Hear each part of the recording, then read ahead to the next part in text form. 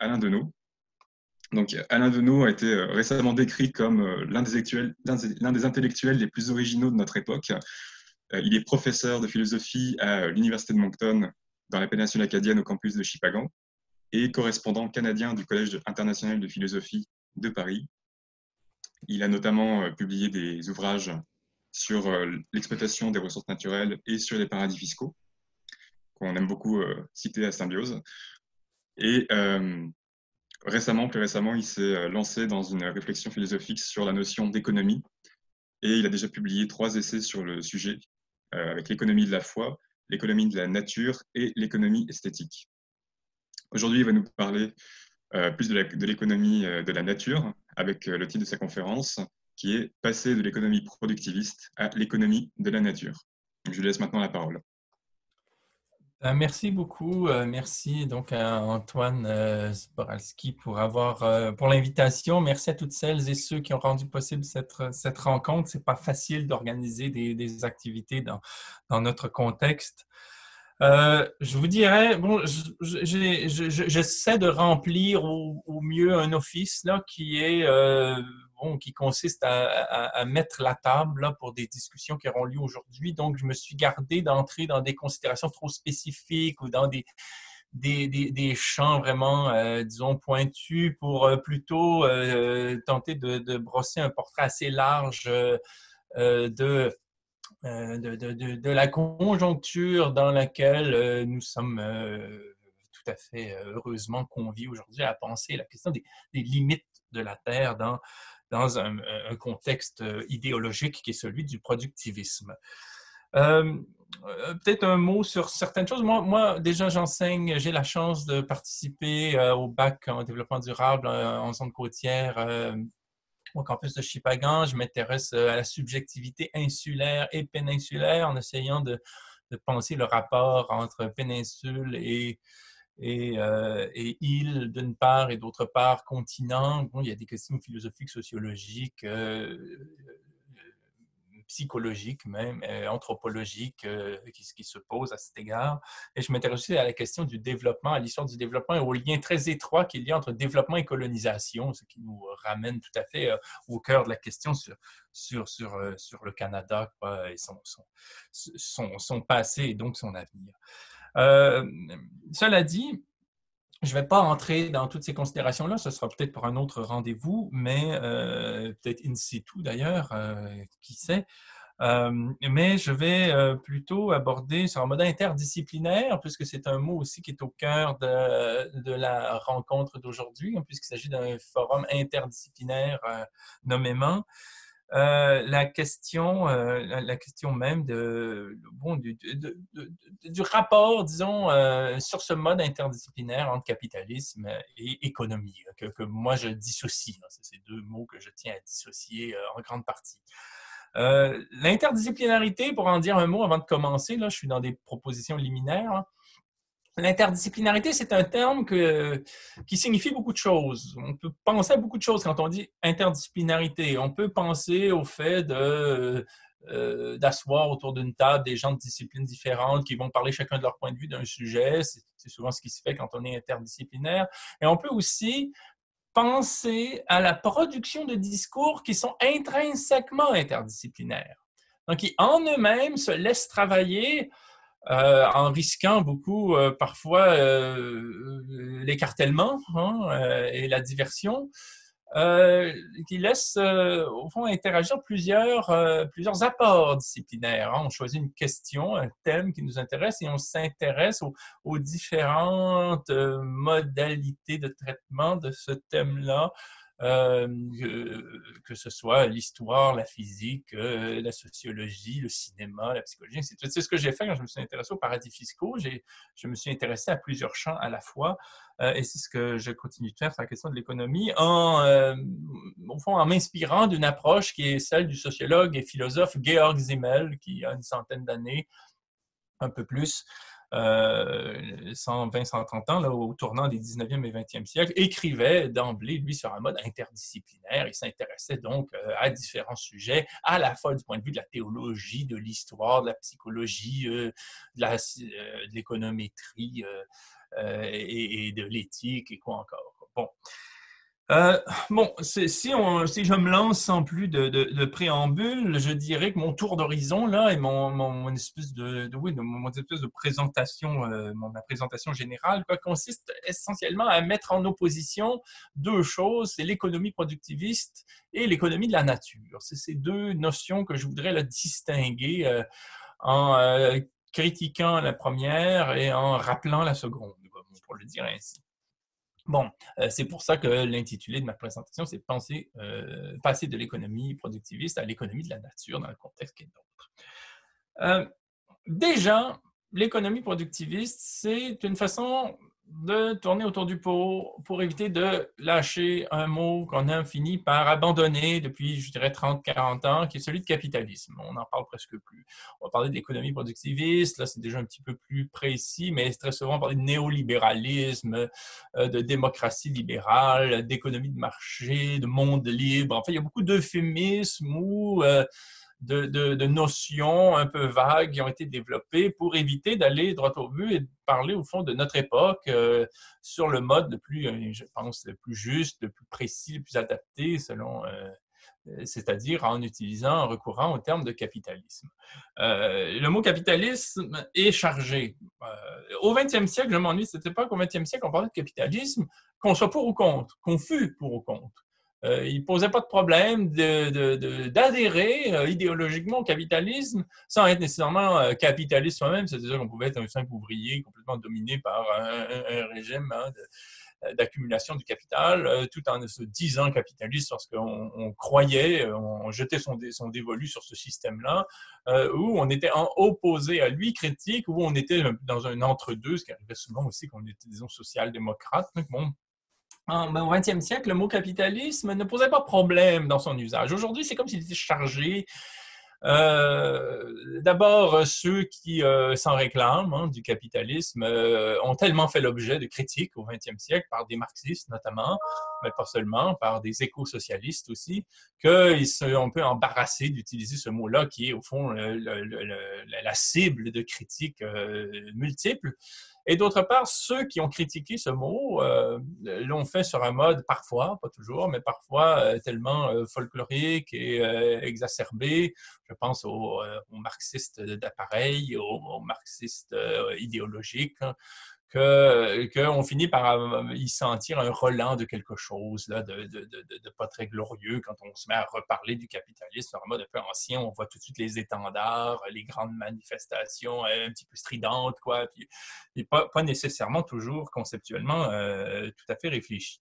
Mais bon, j'essaie pas de faire en quelque sorte une histoire très rigoureuse de ces critiques ou de ces apologies.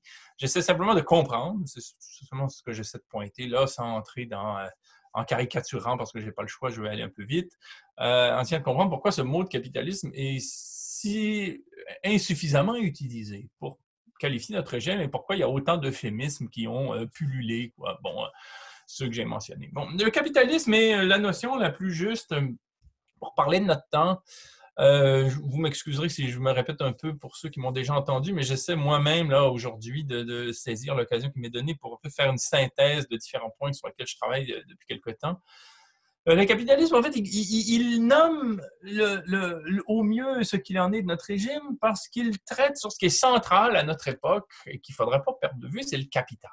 Bon, notre régime relève du capital. Dire que le capitalisme relève du capital n'est pas excessif. On passera au moins ça. Bon, et le capital, donc je vais revenir sur le isme, parce que le capitalisme est constitué au fond de deux éléments. La racine capitale, là, qui est le centre du mot, et le suffixe isme, qui est très important. En ce qui concerne le capital, rappelons simplement, on peut remonter à Marx si on veut, qu'il renvoie pas seulement de l'argent à des actifs financiers, mais il renvoie aussi à tout ce qui permet au capital de croître. Le capital, c'est en fait ce qui constitue un ensemble d'actifs excédentaires. Ce sont des actifs dont on dispose quand on en est propriétaire et qui ne nous servent pas à nous personnellement au titre de notre consommation. Ce sont des actifs excédentaires qui existent pour croître. Bon, et donc les actifs qu'on peut qualifier de capitaux et qui ne sont pas vraiment de l'ordre non plus de notre épargne, nous, comme, disons, nous, je suppose que nous sommes tous, disons, à peu près de la classe moyenne, là. Nous, à la rigueur, quand on n'est pas trop endetté et qu'on a même un petit coussin, on dira qu'on a une épargne, quoi. Mais ce n'est pas encore du capital. Le capital, hein, ce sont des actifs qui ont un statut particulier, ce sont des actifs qui permettent, hein, d'investir, de s'interposer dans l'histoire, d'agir à très grande échelle afin que ce que l'on possède croisse. Hein. C'est la visée même du capital, c'est de constituer encore plus de capitaux au terme de différents processus. Donc, le capital, ce ne sont pas seulement des actifs financiers excédentaires, ce sont aussi des usines, des flottes de camions, des brevets, du savoir-faire, des matières premières, de la force de travail, bien entendu, qui constitue une des sources principales de la capitalisation. Hein. Ce n'est pas pour rien que toutes nos usines sont rendues en Chine, hein, ou dans des zones franches, principalement en Asie. C'est que là, on a accès à des gens qui travaillent à $1 par jour ou par semaine plutôt qu'à $15 de l'heure. Bon. Donc, on a là des actifs excédentaires, hein, qu'on a à sa disposition lorsqu'on les détient pour les faire croître. Hein. C'est-à-dire qu'à travers différents processus, qui peuvent être des processus extractivistes, productivistes ou spéculatifs, hein, on transforme de la matière, on extrait de la matière, on spécule sur de la matière, on crée des produits abstraits, dans le domaine de la finance, par exemple, surtout, pour arriver à avoir à la fin d'un processus plus qu'au début. Bon, ça, c'est bêtement, là, d'une manière, au fond, assez élémentaire, le capital tel qu'il fonctionne. Il s'agit donc de tout ce qu'on dispose en mode excédentaire pour croître à travers des processus divers. Bon. Le isme, maintenant, du capitalisme consiste en un ensemble de structures sociales indispensablement soutenues par l'État, mais pas seulement, qui permettent, du point de vue de la législation, du droit, hein, et du fonctionnement général d'un système, de permettre au capital de croître. C'est-à-dire que le capitalisme consiste en un régime qui s'organise de façon à permettre à ceux qui ont des capitaux d'en avoir plus au terme de différents processus. Et c'est par rapport à cette visée-là qu'on organise la société. On organise la société pour faire en sorte qu'au terme de différents processus, qu'ils soient de nature pharmacologique, agroalimentaire, culturel, touristique, éducatif, qu'il y ait à la fin une plus-value, que quelqu'un ait dégagé des surplus. Hein. C'est ce qu'on fétichisera à partir des physiocrates à la fin du 18e siècle et de Adam Smith peu de temps après, hein, comme étant les valeurs productives, quoi. Ce qui est productif versus ce qui est stérile ou non productif. Hein. Tout ce qui relève principalement du travail des femmes, hein, le soin, le souci, ou tout ce qui concerne des formes d'aménagement, des modalités de production, l'éducation, par exemple. Ça, c'est vu comme un travail non productif parce que sur un plan comptable, il n'engrange pas de profit pour le capital et on doit minimiser le plus possible les investissements dans ces secteurs-là pour accentuer le plus possible, hein, le travail dit productif. Je pourrais y revenir dans une période d'échange, je ne veux pas m'attarder là-dessus. Ce sont des concepts que je tiens, je le répète souvent ces années-ci, à préciser, tout simplement parce que quand on parle de ces notions-là, très souvent, on a une représentation assez floue des choses. On parle du capitalisme ou de l'économie de marché, mais on ne sait pas trop de quoi on parle. C'est de ça qu'on parle. Hein? Au fond, le capitalisme est un régime qui, ultimement, vise à permettre à des détenteurs de capitaux, qui sont une oligarchie, en fait, c'est-à-dire un tout petit nombre, hein, de faire croître leurs capitaux dans un monde qui est organisé pour eux, que ce soit du point de vue des ministères, des institutions judiciaires, des universités, des médias, des différentes organisations privées, hein, comme les chambres de commerce, évidemment, les entreprises elles-mêmes. Et ensuite, toute l'activité sociale est subordonnée à ce principe-là. Les PME, même dans le domaine public, la moindre, au fond, le moindre projet sera subordonné à l'impératif qui consiste à permettre au PIB de croître, à rendre utile, du point de vue de la création de richesses quantifiables et profitables pour le capital, production de richesses vérifiables. Bon. Donc, notre monde est celui-là. J'espère qu'on ne perd pas de vue dès qu'on réfléchit à quelque chose, que ce soit dans le domaine du travail social, de l'environnement, du logement, de la culture, qu'on est dans un régime comme ça, mu par ces impératifs-là, qui se sont tellement intégrés à nos modalités de fonctionnement qu'on a fini par les naturaliser. On a fini par tellement naturaliser cet impératif-là qu'on n'en parle plus et on en a même un peu perdu confiance. Bon. Ça, c'est un premier point que je voulais marquer. Nous sommes dans ce régime-là, qu'on l'apprécie ou qu'on ne l'apprécie pas. Certains diront, au fond, on en profite parce qu'on a droit à des médicaments à bon marché qui, quand on n'est pas en situation de pandémie, nous semblent suffisants parce qu'on peut regarder toutes sortes de séries qui nous plaisent, parce qu'on peut acheter des choses qui sont faites en Chine pas cher. Bon. Ça sera un point de vue très individualiste qui concerne une minorité de gens sur la planète. Pour une majorité de gens, le capitalisme est quand même, au fond, par ailleurs, la source de beaucoup de contraintes, voire de crises. Bon, et je vais maintenant en parler. Ce qui est fascinant, et je vais vraiment insister là-dessus, c'est un point que j'essaie de marquer ces temps-ci, et c'est pas facile. Il y a beaucoup de résistance à cette réflexion-là. J'essaie de pointer quelque chose ces temps-ci, à savoir que ce régime s'est tellement intégré à nos modalités de pensée, on s'est tellement vu comme des petits entrepreneurs, on a tellement appris à se dire qu'il fallait, au fond, investir dans sa matière grise, dans son capital santé, dans son capital cognitif, pour se vendre comme demandeur d'emploi sur un marché du travail afin de devenir une ressource humaine. Et puis, à travers ça, on gère nos amitiés. Puis, on a tellement, au fond, intégré le vocabulaire de l'économie productiviste, de la science économique sur un mode ramifié, qu'on a perdu de vue les responsabilités de ce régime-là, en tant qu'il n'est pas naturel, en tant qu'il n'est pas nécessaire historiquement, en tant qu'il relève d'une option politique, en tant qu'en marge de ce régime-là, il y a d'autres possibles.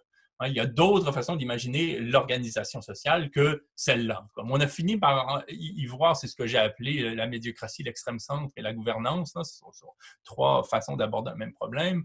On a tellement intégré ce mode-là qu'on a fini par oublier qu'il était, au fond, une création humaine et politique et un choix de société, quelque part, qu'on pourrait, avec beaucoup de résolution et de détermination, penser autrement l'organisation du monde. Et j'en viens à un certain nombre de phénomènes auxquels nous sommes confrontés cette année, à commencer par cette pandémie, mais aussi à d'autres phénomènes qui sont liés à ce régime productiviste, extractiviste, consumériste et spéculatif qui porte plus globalement le nom de capitalisme. Il y a des effets phénoménaux, pour ne pas dire catastrophiques, qui sont liés au développement et à l'application des méthodes de cette idéologie. La pandémie dans laquelle nous sommes relève en très grande partie, incontestablement, du caractère extrêmement interconnecté de l'appareil de production mondialisé voulu par le capital.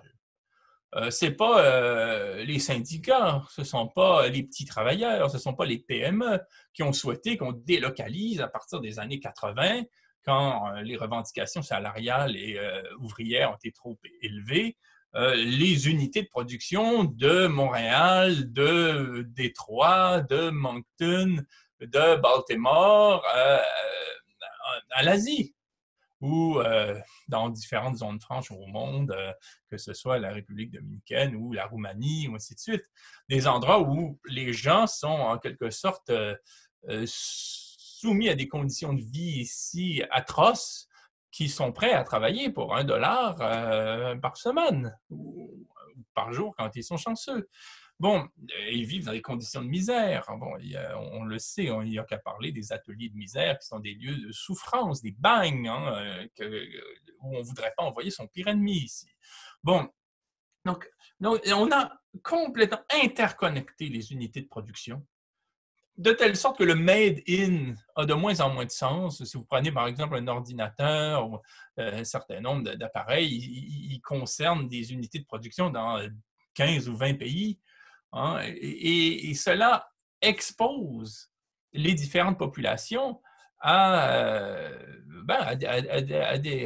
des virus qui se développent dans une région du monde, qui peuvent transiter très facilement. On pourrait dire la même chose du point de vue agroalimentaire, de la monoculture, qui suppose là aussi énormément d'interactions, et du tourisme de masse du point de vue de la consommation. Bon.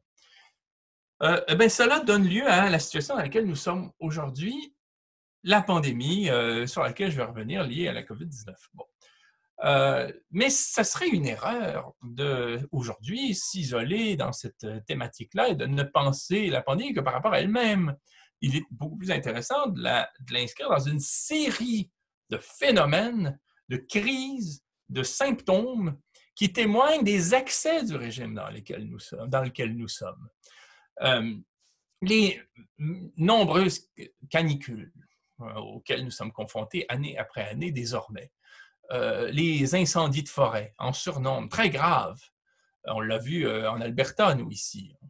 Les crises de verglas, les raz-de-marée, les ouragans, l'augmentation des crues, la migration d'espèces redoutables. On pourrait même parler de tsunamis, de tremblements de terre qui sont favorisés par la fonte des glaciers. Et ensuite, on aurait des problèmes beaucoup plus larges. La fonte des glaciers qui provoque l'émission de méthane, hein, qui risque de provoquer encore plus le phénomène de réchauffement climatique dans lequel nous sommes, l'avancée des déserts, la montée des crues, j'en ai parlé, la réduction des forêts, l'érosion des sols, et enfin, cette donnée absolument vertigineuse que l'on doit l'an dernier seulement à la plateforme intergouvernementale en biodiversité et en service de l'environnement, je crois, qui nous apprenait qu'un million d'espèces à terme sont menacées, ce qui risque de perturber la chaîne alimentaire universelle. On est face là, année après année, à des manifestations écosystémiques telles qu'on ne peut pas ne pas y voir un ressac des excès qui ont été ceux du régime auquel nous sommes intégrés, autant du point de vue de nos pratiques professionnelles que même notre pensée, notre psyché. Bon, on pourrait aller jusque-là. Et c'est un des paradoxes de l'anthropocène, hein, à savoir que l'ère dans laquelle nous sommes est une ère d'extrême maîtrise, hein, et d'une extrême domination d'une espèce sur toutes les autres, de l'espèce humaine. Et à l'intérieur de cette espèce humaine-là, si on parle de manière sociologique, d'une oligarchie actionnariale qui, au fond, a une souveraineté sur les décisions qui sont prises quant à l'organisation sociale à l'échelle mondiale. Donc, on a d'une part un sentiment démesuré au sens d'une hubris grecque, là, hein, d'une extrême maîtrise, où on est capable de travailler sur le génome, on est capable de travailler sur des espèces génétiquement modifiées par le menu, en même temps qu'on est capable de couvrir de pesticides des territoires entiers de façon à disposer du vivant et à l'éradiquer pour ne plus faire vivre que la petite semence qu'on souhaite laisser active. On a comme un sentiment comme ça démiurgique, hein, de maîtrise de la nature, en même temps qu'on se prépare, ça c'est le ressac et on est en train de le vivre maintenant, à des conséquences qui seront, elles, inversement immaîtrisables. C'est-à-dire qu'on aura à la mesure de ce qu'on a essayé de contrôler des contre-coups qui seront, eux, absolument impondérables. Hein, et dans un désarroi qui est déjà, au fond, annoncé par cette pandémie qui est, à mon sens, seulement le prélude du 21e siècle, on sera face à des phénomènes qui seront en grande partie conséquents sur la même échelle, hein, que l'envergure de nos prétentions par rapport à la maîtrise du monde. Et ce que j'essaie de pointer là, ces temps-ci, c'est que cela, la pandémie, les ouragans, les raz-de-marée, l'érosion des sols, la disparition des forêts, les canicules, hein, les incendies de forêt, ainsi de suite, tout cela relève du bilan du capitalisme. Comme on parle du bilan hein, quand il y a une campagne électorale, on va dire ah, c'est quoi le bilan du gouvernement? Bon, mais quand un gouvernement a participé pendant des années à des signatures d'accords de libre-échange, à des subventions à l'industrie pétrolière, au soutien mordicus de toutes sortes de programmes qui favorisent la concentration du capital, la fusion des entreprises, le tourisme de masse, la délocalisation hein, des unités de production, la surconsommation. Dès lors qu'un gouvernement a cru à l'idéologie capitaliste et s'en est fait le chantre et a vanté son modèle comme étant peut-être pas parfait, mais le moins mauvais ou le plus nécessaire ou le meilleur, le plus naturel, ou ainsi de suite, eh bien, on doit porter le bilan hein, de ce qu'il advient maintenant de ce régime. Les crises auxquelles nous sommes confrontés font partie du bilan de celles et ceux qui défendent l'idéologie dans laquelle nous sommes comme étant souhaitable et comme étant de son ressort. Le problème actuellement, c'est qu'on a des Trudeau, des Higgs, des Legault, des Macron, des Merkel, des Trump, hein, ou des Biden, ou des gens dans l'opposition qui adhèrent tout autant au régime, qui présentent la pandémie, qui présentent les incendies de forêt, les canicules, les ouragans, les raz-de-marée, hein, comme des malédictions, comme si c'était hors de notre ressort, comme si c'était le fait de la volonté des dieux, ou de la colère des dieux, ou de la foudre, ou je ne sais trop de quelle, au fond, conjoncture mystérieuse. Continuellement, on place, et on est habitué de le faire de toute façon dans le domaine du capital, on place hors bilan, ce qui relève du bilan comptable, au sens moral du terme, hein, des tenants du capitalisme, que ce soit d'un point de vue affairiste ou politique. Il faudrait, là, qu'on en vienne dans nos réflexions à un raisonnement qui consiste à dire cela, c'est à quoi nous sommes confrontés, cette catastrophe, au fond, hein, 1 million d'espèces en voie d'extinction. C'est le bilan hein, de celles et ceux qui ont défendu ce régime-là. Et on ne saurait pas, au fond, laisser passer cette idée, cette prétention qu'il s'agit non de phénomènes naturels, opaques, insondables, mystérieux, qui nous échoient, qui nous incombent à la manière de malédiction. Et on aurait ce pauvre Higgs, ou ce pauvre Legault, ou ce pauvre Trudeau qui se dépatouille pour essayer de faire exister à nouveau l'État social un temps pour, au fond, servir de police d'assurance à des entreprises et à des possédants qui ont besoin que le régime se poursuive après une crise, hein, si tant est qu'on y arrive, comme avant. Bon, j'ai combien de temps, là? Encore au moins 20 minutes. Oui, bon. Alors, l'économie, si on voit, puisqu'il s'agit d'imaginer l'avenir dans le Canada, ou peut-être l'avenir sans le Canada, hein, étant donné l'association très grande qu'il y a entre le Canada et ce régime dont j'ai parlé, c'est-à-dire que le Canada est à l'origine une création étroitement liée à ses visées, hein, liées au capital. Force est de concevoir l'avenir, la sortie, hein, la sortie de crise, comme étant un moment, une occasion pour favoriser la régionalisation de la politique et de la production et de la consommation. L'économie, au fond, ne pourra pas continuellement signifier cela, permettre à des grands actionnaires d'engranger des capitaux du moment qu'ils ont investi massivement dans les sociétés aériennes, dans l'industrie pétrolière, dans l'industrie aurifère, dans l'agroalimentaire, dans la pharmacologie, ainsi de suite. Ça ne pourra pas continuellement signifier cela, l'économie. Ce mot-là d'économie, par la force des choses, devra muter au 21e siècle et, au fond, renvoyer à un nouveau paradigme. Et quand je dis devra, j'insiste sur cette idée de la nécessité qui n'est même plus politique, qui va devenir écosystémique, c'est-à-dire que de gré ou de force, que ce soit sur un mode concerté ou sur un mode subi, au 21e siècle, il nous faudra comprendre que le mot économie ne peut pas indéfiniment signifier cela, cet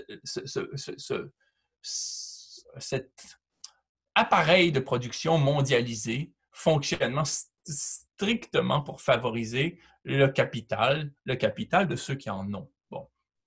Et pour suivre ce mouvement, force sera de repenser l'économie sur des échelles beaucoup plus raisonnables. Il est insensé que ce stylo ait été fait en Chine. C'est complètement insensé. Il est insensé que le moindre aliment qu'on a dans notre assiette ait fait un voyage d'au moins, en moyenne, 2000 kilomètres. Donc, il faudra revenir à une pensée de l'économie en tant que l'économie sur un mode plus au fond, prosaïque. Là. Je vais revenir sur ce concept ensuite, mais en tant que l'économie, au fond, renvoie à un rapport entre deux catégories d'enjeux. D'une part,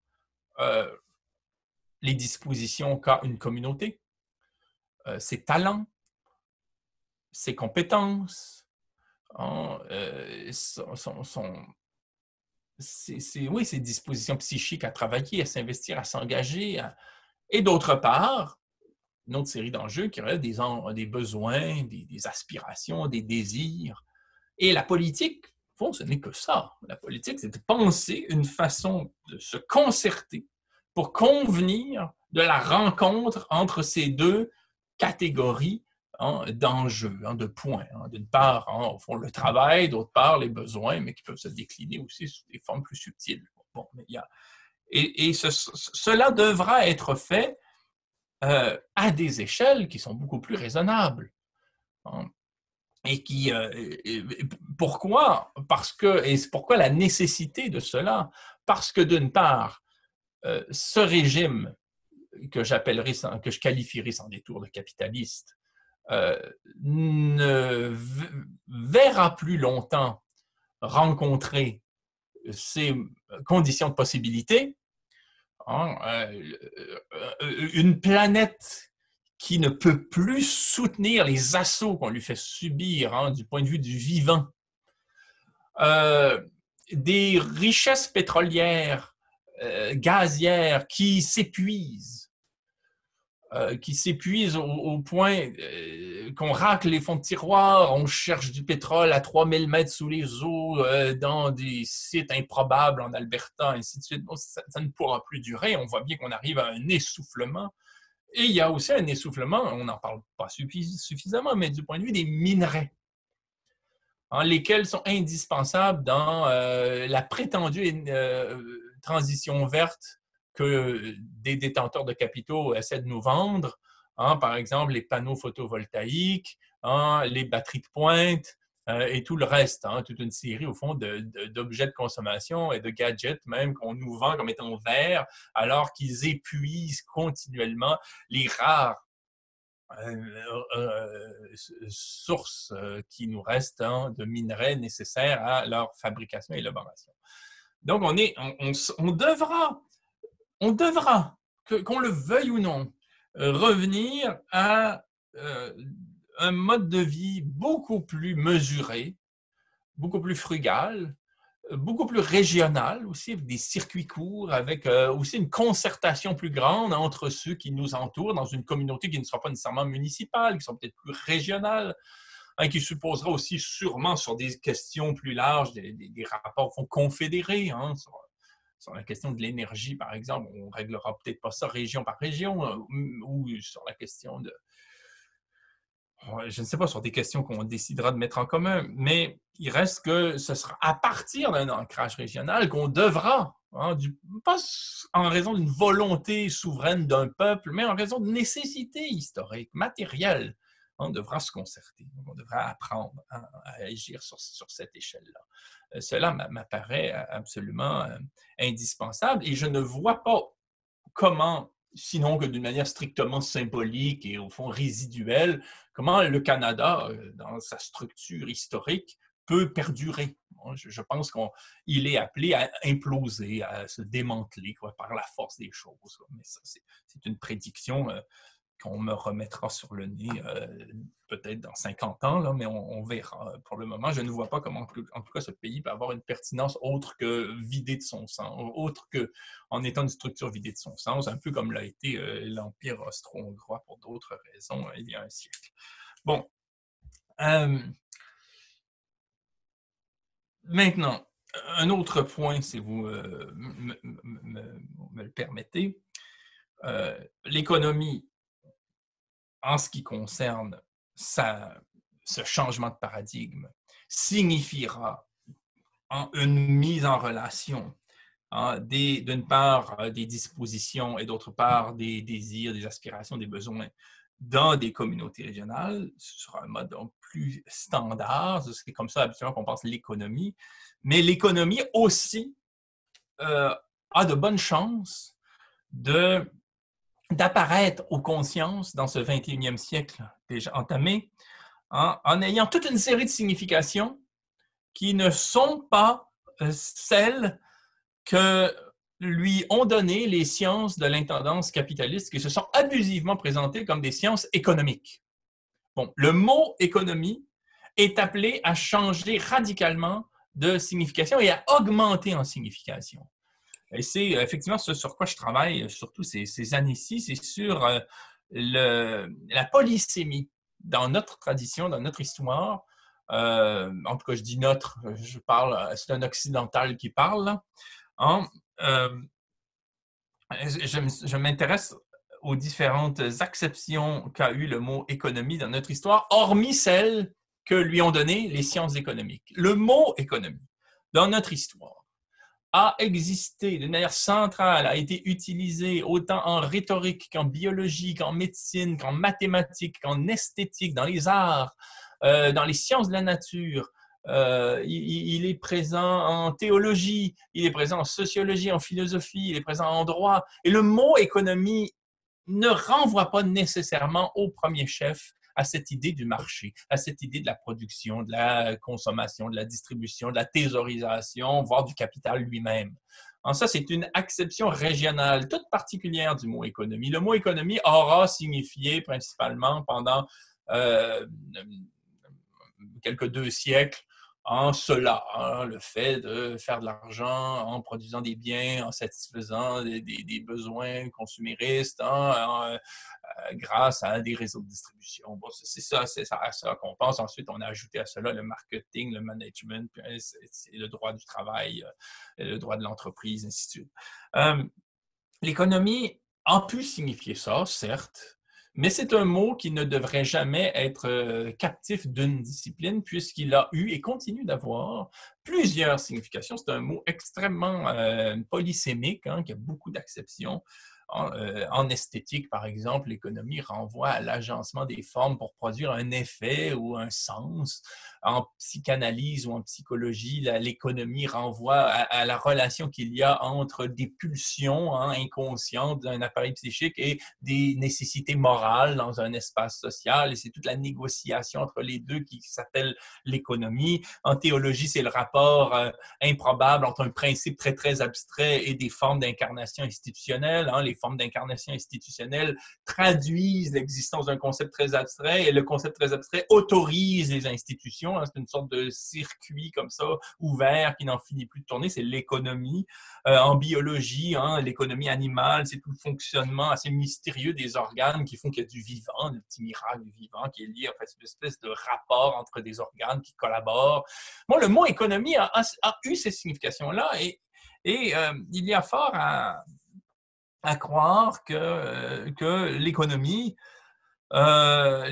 redeviendra cela. C'est-à-dire que quand il viendra le temps de penser l'économie, une fois cette acception idéologique et hégémonique contemporaine épuisée par la force des choses, on en viendra à dire, bon, l'économie, c'est comment, au fond, dans une communauté, on met en relation des choses, des affects, des idées, des éléments, des gens, par rapport à des systèmes de croyances, de façon à générer un résultat qui nous soit bon, qui soit fécond, qui soit sensé. Bon, et peut-être pour conclure, je rappellerai qu'avant de parler d'écologie, avant de parler d'environnement, avant de parler de développement durable, ceux qui nous ont précédés à partir du 17e siècle, mais surtout au 18e siècle, parlaient d'économie de la nature.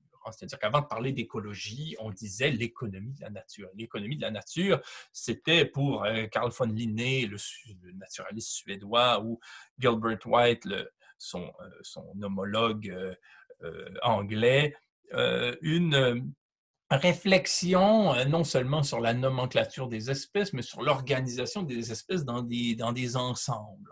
Je n'ai pas le temps d'en parler plus que ça, mais j'ai eu la chance, grâce à Jean-Philippe Sapinski qui est avec nous aujourd'hui, d'en parler déjà sur le campus de Moncton, dans le détail. Mais bon, ce qui est intéressant chez ces deux penseurs-là, hein, Linné et White, c'est de voir que ce qu'on se met à penser au 18e siècle au titre de l'économie, nommément, c'est l'agencement des espèces dans des ensembles qui se présentent de plus en plus comme étant contingents au fur et à mesure qu'on réfléchit à la chose. Chez Gilbert White, par exemple, la contingence apparaît très, très claire lorsqu'on s'intéresse à l'économie de la nature.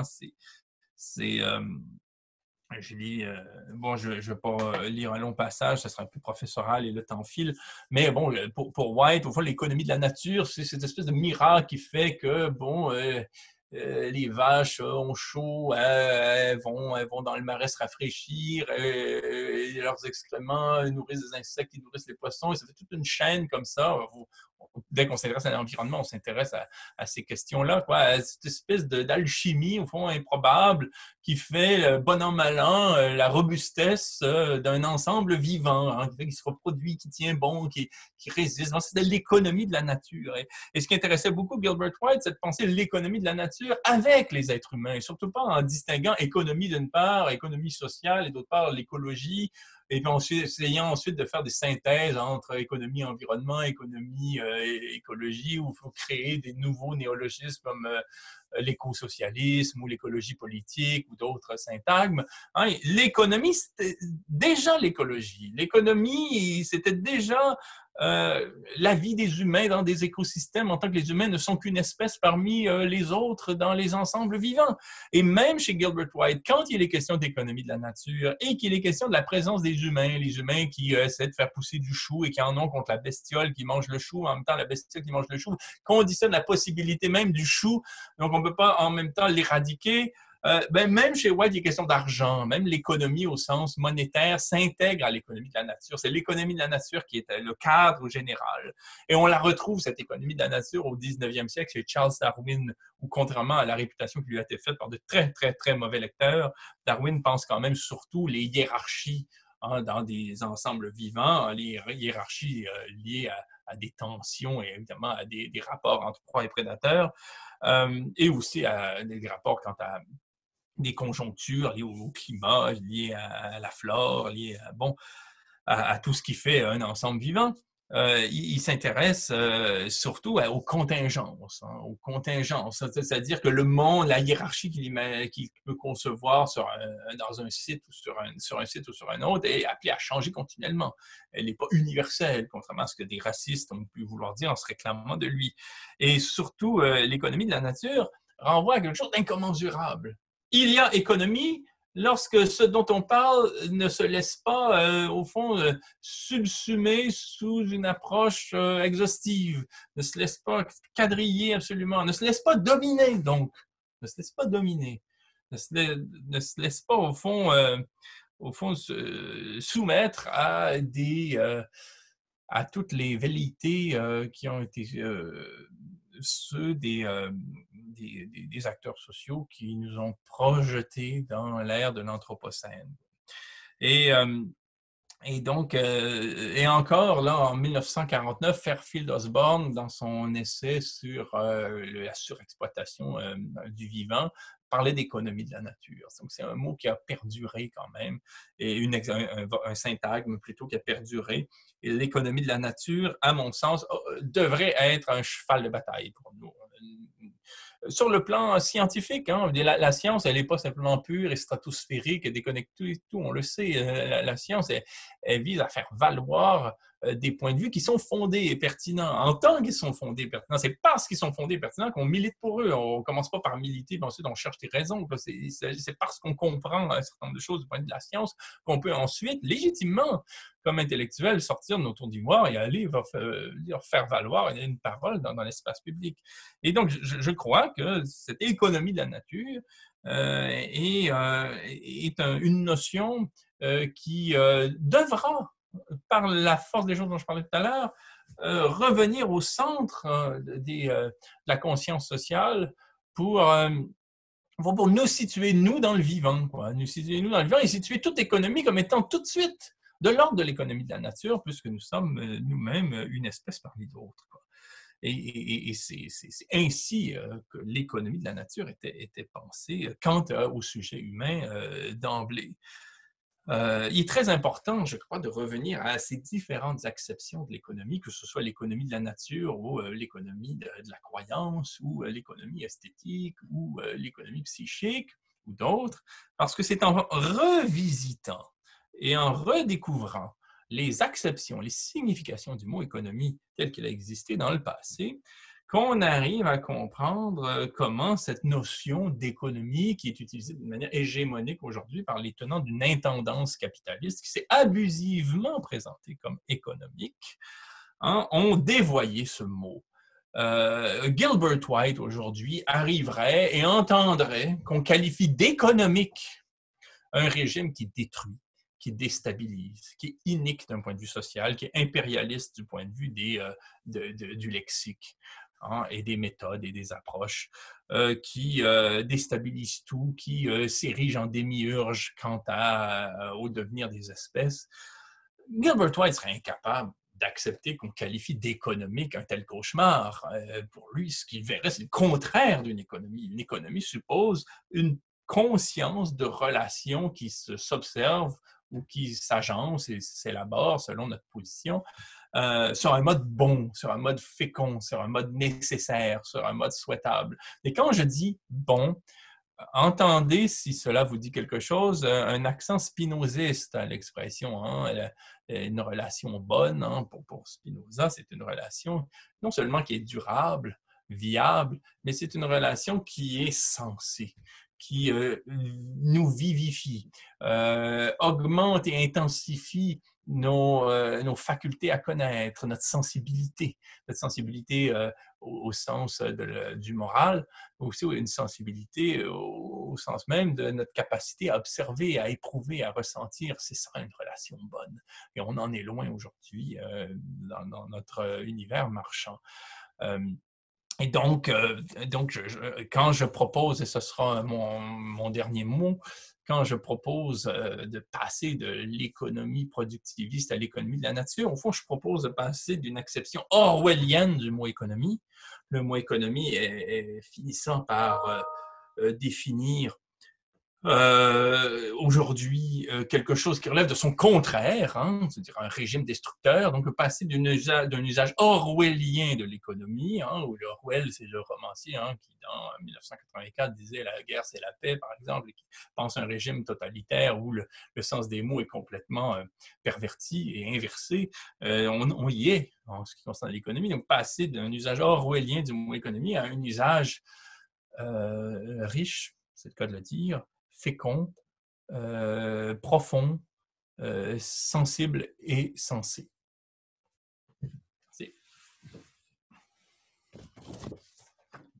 Merci beaucoup, Alain Deneau.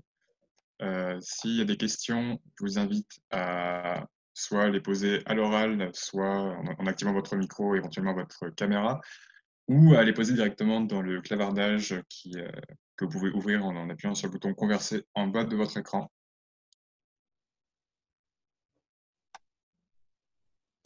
En attendant les questions, moi j'ai une question, enfin c'est une idée comme ça. Quand vous parlez de régionalisation, puis de fin du Canada tel qu'on le connaît aujourd'hui, qu'est-ce que vous voyez derrière comme régime politique?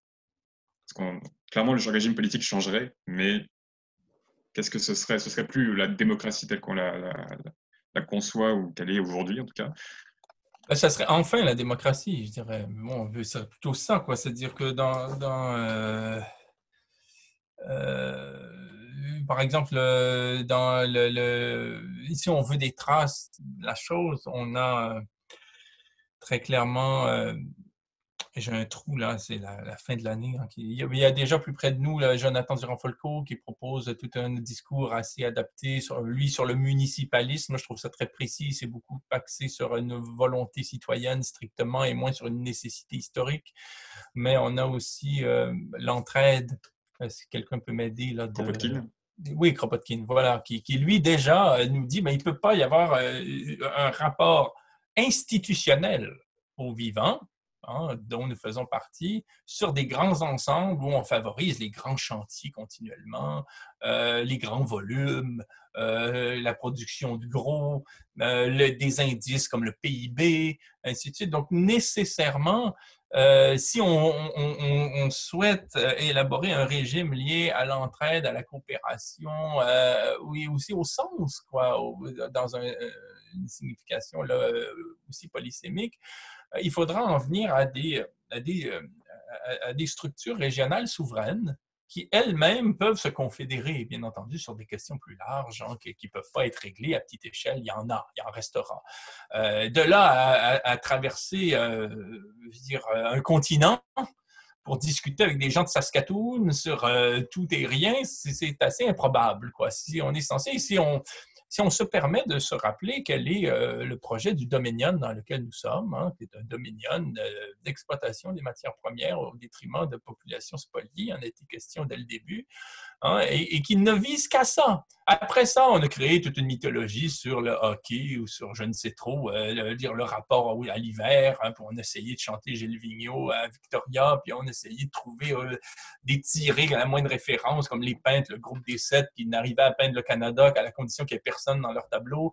Puis bon, ainsi de suite. Donc, on a essayé de créer une mythologie pour faire tenir ce que Johnny MacDonald, je crois, avait présenté comme étant un pays qui a trop de géographie. Il y a des pays qui ont trop d'histoire, nous, on a trop de géographie, mais ça va finir par paraître, quoi. Et on a surtout une motivation historique et oligarchique, quoi, et qui vise à des sociétés à charte ou ensuite à des sociétés privées à faire main basse sur des richesses naturelles. Et les institutions publiques dans notre histoire ont essentiellement servi d'huissier, hein, à l'appropriation des biens marchands. Et la classe, c'est ce qu'on appelle la classe moyenne aussi, sont historiquement des colons, qui ne sont pas nécessairement des colonisés, qui ne sont pas nécessairement des colonisateurs, qui sont entre les deux et qui, pour un petit avantage, un open terre, un petit salaire, un petit confort selon les cas, ont accepté d'être les petites mains, hein, de l'œuvre coloniale, quoi. Bon, et je veux dire, je crois que c'est au fond ce programme idéologique-là qui a aussi qui a aussi peu d'avenir devant lui, dans la mesure où on est confronté à une crise écosystémique qui nous force à rebrasser les cartes. Donc, ce à quoi on peut en appeler, c'est une régionalisation de la politique, pour qu'il y ait enfin une politique et des délibérations dans des structures qui ressemblent aux communautés et qui ne sont pas simplement là pour, en fait, vont façonner assez idéologiquement, de manière souvent quand même propagandiste, hein, une vision de la réalité. Hein, ce qui peut aller jusqu'à des notions comme le tirage au sort, ainsi de suite. Il y a beaucoup de modèles là, qui existent. Et si on n'opte pas pour cela, de manière volontaire et résolue dans les changements qui seront les nôtres, on risque fort d'être confronté au fascisme. Parce que le fascisme, hein, quand on connaît un peu son histoire, c'est beaucoup développé dans les périodes de crise. Hein. Si vous ne comprenez pas ce dont je parle, regardez ce qui se passe à la Maison-Blanche chez nos voisins.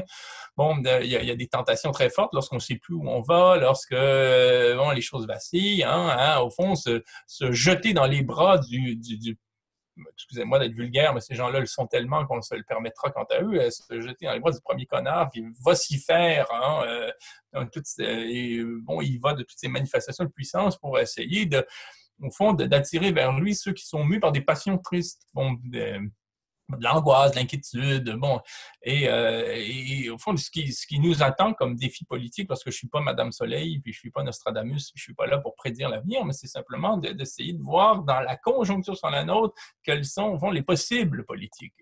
Et les deux tendances qui risquent de se développer, c'est des tendances solidaires liées à l'entraide, liées à des formes démocratiques, enfin, un temps soit plus réel et confédéré, et d'autre part, une tentation pour le fascisme. Merci. Il y a une question de Mathilde dans le clavardage. Pouvez-vous expliquer comment les personnes marginalisées, comme les femmes, les minorités de genre, les autochtones, etc., sont plus affectées par cette crise?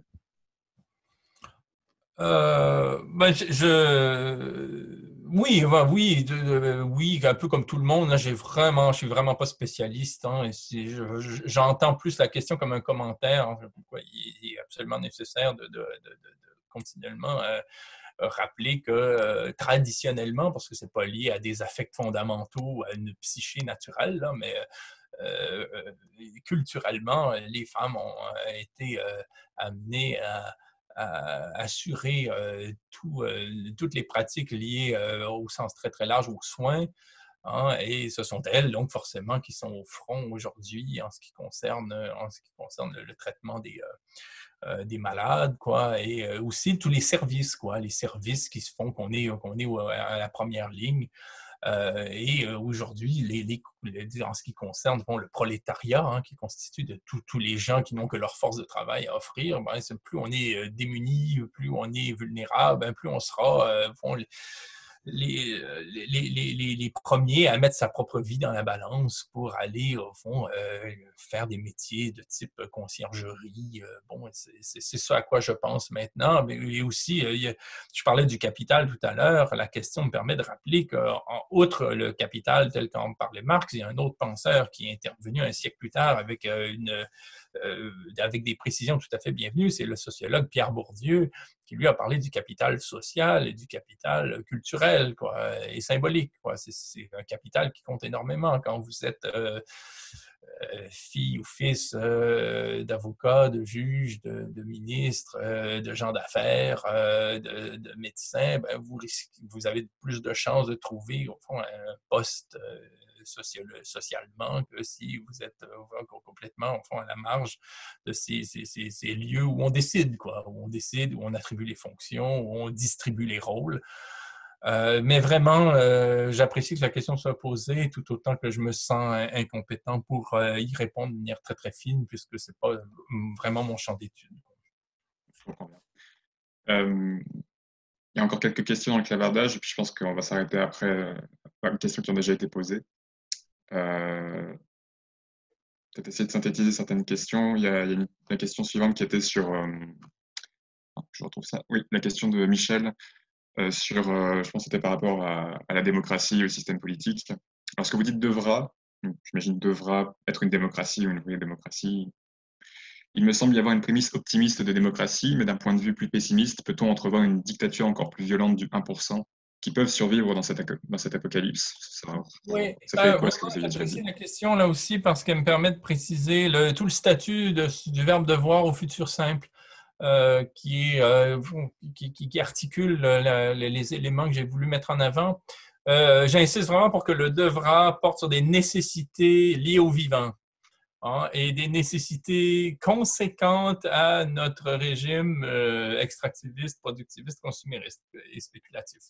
Le devra s'arrête là. Bon, et le devra, il porte strictement sur un changement de paradigme nécessaire. Bon.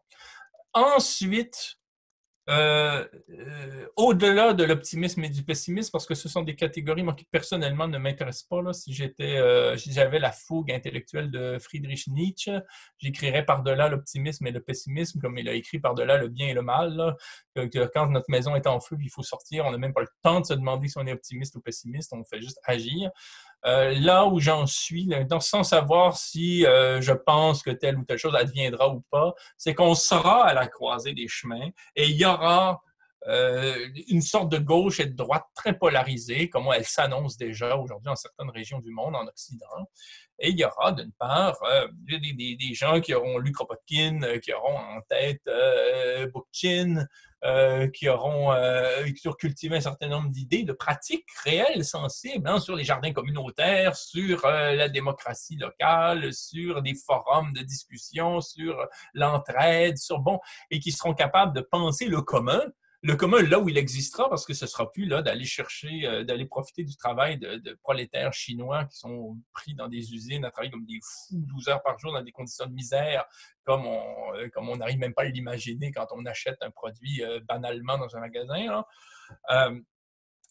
Et il y aura ceux qui seront angoissés, inquiets, anxieux, qui auront un revolver dans leur maison, qui entreverront déjà l'avenir sur le mode d'une guerre civile, un rapport de force, des gens qu'il faut dominer pour ne pas être dominés par eux, bon, le dilemme du prisonnier finalement, et qui auront sûrement un vociférateur en chef, une brute, qui saura, au fond, rallier ces esprits faibles, quoi. C'est ces gens mus par des passions tristes, comme dit Spinoza, quoi. Et ce modèle-là qui rappelle dans notre passé la République de Weimar en Allemagne dans les années 20, là, je sens qu'on tend vers ça. Est-ce qu'on devra créer au fond, des espèces de républiques régionales confédérées, ou être soumis sur un mode absolument dominant à une sorte de figure comme ça, totalitaire, qui viendra comme ça, séparer les uns contre les autres pour s'approprier ce qui reste parce qu'il y aura eu un moment d'angoisse.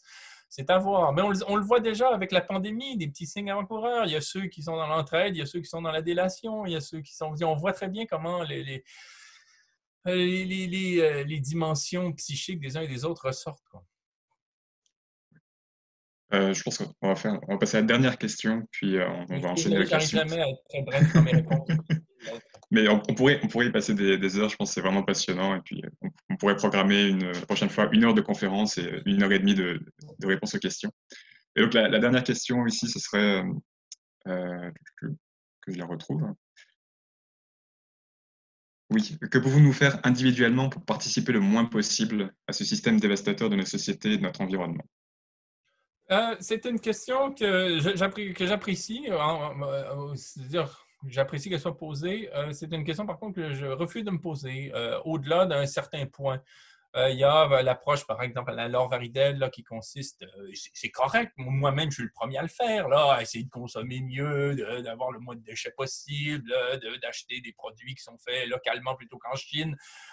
Oui, on sait à peu près ce qu'il faut faire, hein, dire, une fois qu'on a compris un certain nombre de critères, de principes, d'enjeux, quoi. Bon, mais ça ne se réglera pas là. Et c'est pour ça qu'il arrive un point où l'impératif, là, c'est de se rappeler que la politique, l'histoire est l'affaire de peuple. Nécessairement. Nous agissons collectivement. Nous sommes des animaux sociaux. Nous sommes des êtres de société fondamentalement. Fondamentalement, nous sommes des êtres liés aux autres. Nous ne sommes pas des individus. Et ça, c'est précisément une marotte, hein, de l'appareil productiviste actuel, hein, qui a voulu nous convaincre, c'est comme formidable, hein, que nous sommes des individus. Dites ça à un anthropologue. hein, qu'il y a une société dans le monde, une civilisation qui s'est persuadée qu'elle était constituée d'individus, ce serait étonnant. Parce que nécessairement, mais quand nous nous habillons, quand nous parlons, quand nous mangeons, quand nous pensons, quand nous éprouvons, c'est en fonction du collectif. Et nous sommes des sujets collectifs d'emblée. Et c'est à ce titre-là que nous agirons, et surtout pas comme des individus. Si nous partons avec la prémisse que nous sommes seulement des individus, que c'est à titre individuel que nous agissons, nous sommes perdus. Même si, à ce titre-là, il peut se faire quelques petites choses qui sont meilleures que d'autres. Là. Et bien sûr, je suis le premier, quand je suis réduit à cette échelle-là, à essayer de faire des bons choix, c'est tout, mais ça ne se réglera pas là. Ça se réglera quand nous rappellerons que nous sommes des peuples, d'abord et avant tout. Merci beaucoup Alain Deneau pour avoir accepté de faire cette conférence et pour avoir répondu à ces questions. Je sais qu'il y a encore beaucoup de questions très intéressantes dans le clavardage et si vous êtes d'accord, je vous les enverrai et vous pourrez y répondre si vous le souhaitez pour que je transmette la réponse aux personnes qui l'ont posée. On va maintenant passer à la pause. Donc, avant de partir en pause, je rappelle que la suite du forum est réservée aux étudiantes et étudiants. C'est vraiment le but du forum de recueillir leurs paroles. Les professeurs qui voudraient rester sont les bienvenus. Je remercie toutes les autres personnes qui ont participé à la conférence d'Alain Deneau et qui ont contribué aux questions. Et je les invite à malheureusement quitter la plateforme d'ici la fin de la pause qui va durer environ 10 minutes. Et on reprendra plus tard. Donc, vous avez le temps de prendre une petite pause avant la reprise, donc à 10h27 environ. Merci beaucoup.